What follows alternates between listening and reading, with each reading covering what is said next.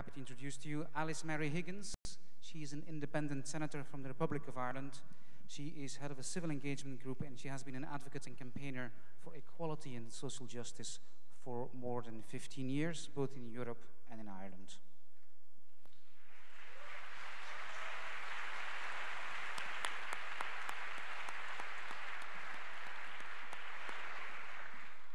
Hello, and it's wonderful to be here. I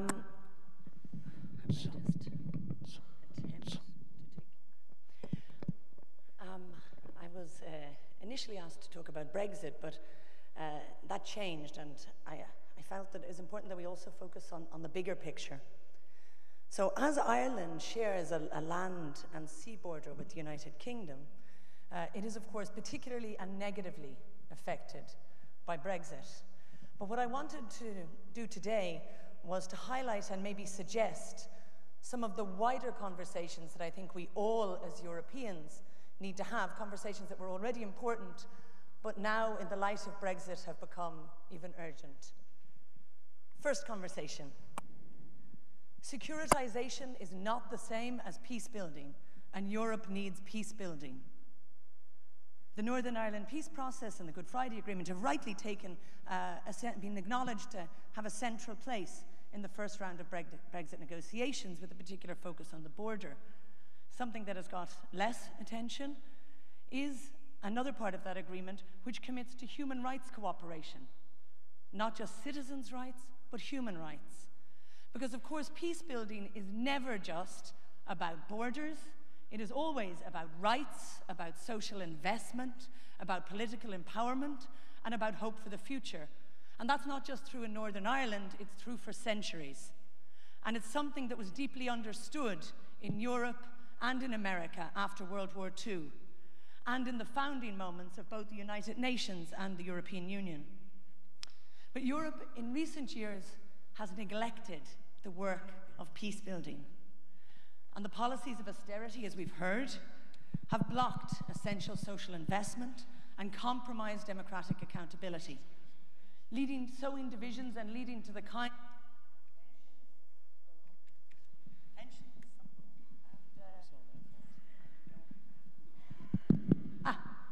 kinds of tensions, just like that there, and violence that we've been hearing about, that we heard about from Johannes. Even at the same time as we in Europe have not been minding the peace, there's been an ever-growing narrative and emphasis on securitization, increasingly militarized borders, fences, Frontex, a revived push for a common European defense force, and a Europe that is willing to compromise on human rights for the sake of dubious and dangerous immigration control agreements with countries such as Turkey and Libya. Those compromises are not just brutal for the people involved, they also damage Europe's international diplomatic credibility at a time when, according to the head of NATO, we are in one of the most dangerous moments in global history, in the papers today. The answer to these global challenges is not another army. Europe needs to reprioritize peace building. It's something the public understand. The #1 issue when people on the European street by Eurobarometer were asked, how do we face global challenges? They talked about social equality and solidarity. We need to prioritize peace building within and beyond our borders. And it's important maybe to note that neutral countries have a special role to play in this. Because of course it was Ireland's neutrality which allowed it to play a key role in driving the Nuclear Non-Proliferation Treaty, an issue which has again entered center stage. Second conversation. We can have a new and better trade model in Europe. When the second round, before the second round of Brexit negotiations begin, the European Commission will have to seek and receive a new trade negotiating mandate from the European Council. And it's vitally important that that new trade negotiating mandate is not taken off the same peg as CETA and TTIP. I have been proud to be part of the parliamentary and public resistance to CETA and to TTIP. All those who read and understood the implications of this deal and who have forced it onto the agenda nationally and across Europe. And there has, of course, now been two very significant European Court of Justice rulings against the European Commission in this regard. One, which reminded them that parliaments will have to ratify, and a second, which said they were wrong to ignore a citizens' initiative signed by over 3 million Europeans to ask them to reconsider this model of trade. And there is, of course, since we are in Belgium, just this week, a new and very important case which has been brought to the European Court of Justice, asking and challenging whether the investor court system is in fact legal under European law.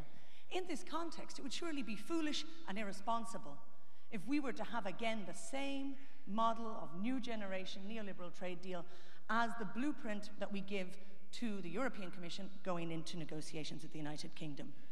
We as the public have a real chance now, before the decision is made, to press for an alternative trade mandate. One which, just for example, would place European standard on equality, employment and environment, standards which have been vitally important for my country, at the center of the next trade mandate. Third conversation. Public confidence and engagement is more important for Europe's future than market sentiment. It seems as an obvious statement, but market sentiment is still guiding so much of the decision-making in Europe. The quarterly reports as opposed to the long-term vision. Even the long overdue social pillar, which was launched in spring, borrows, somewhat bizarrely, its language from the stock market. So societies who have been decimated by reckless financial speculation are now encouraged to work for a social AAA rating, such as the rating agencies may offer. Brexit is just one of many warning bells that tell us people in Europe now don't see themselves represented or participating in decision-making. We've gone from a democratic deficit to a democratic disconnect, where people, many people, genuinely cannot track how can they democratically influence the decisions which affect their lives. It's vital, and I think it's the most important work for Europe now, that we restore that faith, that we make the radical reforms, that restore that faith for people at national and at international level. Being in Europe should feel like a widening and a deepening of the decision-making debate. It should feel like a widening of democratic deliberation.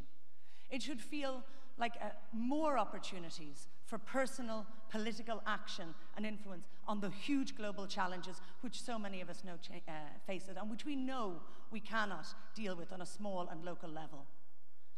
It must not be allowed to feel like a narrowing. We, as Europeans, really have a chance to shape the future. And I think that's why these debates, there's so many other conversations, but of course, and the conversations that many of you have had at the debates today. But I think this is why the DM movement and movements like that are very important, and I'm looking forward to hearing what conversations all you feel we are maybe not having yet at European level. Thank you. I have a question for Alice Mary. You mentioned trade deals, and some of the questions that came about is about how the structure of those things need to go back to a more democratic level. And some of the questions that were joined in said, democracy is really about giving a voice to people who don't have a voice. You're an elected politician. Yes. Can we hire you for a 2-minute free consultancy on how Diem25 can be more inclusive and more reaching out to people who don't have a voice today? Okay. The trade or the reaching out, or both? Well, okay. First, on the trade, if I understand, Yes, we absolutely need to have the discussions, because the decisions made in relation to trade shape the future, and they shape the possibilities for each of our countries. And it is, for example, one of the most sinister elements of the trade deals that have been put forward, particularly CETA, that it's a negative list system. So that everything that is not normally in a trade deal, you would decide, what do we want to trade on? But in a negative list system, everything that is not explicitly taken off the table is automatically included in the trade deal. And if we think about what that means, it means, and Ireland, for example, has, I think, 3 or 4 pages only of exceptions. All these areas of operation, of all these areas of collective decision-making are now coming under the restrictions of this trade deal and the threat, for example, of corporate courts. And also, all future areas, sectors that we don't even know exist yet, ones we haven't developed, they come under the remit as well. So that's one of the reasons that we deeply need democratic debate about our trade deals, and we need to absolutely make sure that our future possibilities and options are not surrendered to the interests of perhaps a few corporate interests and sectors who prevail today. In terms of reaching out, this is a huge challenge. For me, in the Irish Parliament, I came from civil society, and that's why I formed, with others, the Civil Engagement Group, to send a message and a signal to say, we are here as your voice in from civil society, and we believe that Parliament needs your opinions on all of these issues. And we go and look, and we ask for opinions, and we identify who we feel is being affected by these issues, and even if they don't come to us, we go to try to find them. And I think that's very important. But I think it's also, but this is also a challenge for for the unions, for those like myself who worked for many years in the feminist movement, to find and see not just the huge issues we are fighting ourselves, but where they intersect and where they complement, and to also look constantly for new voices. So I think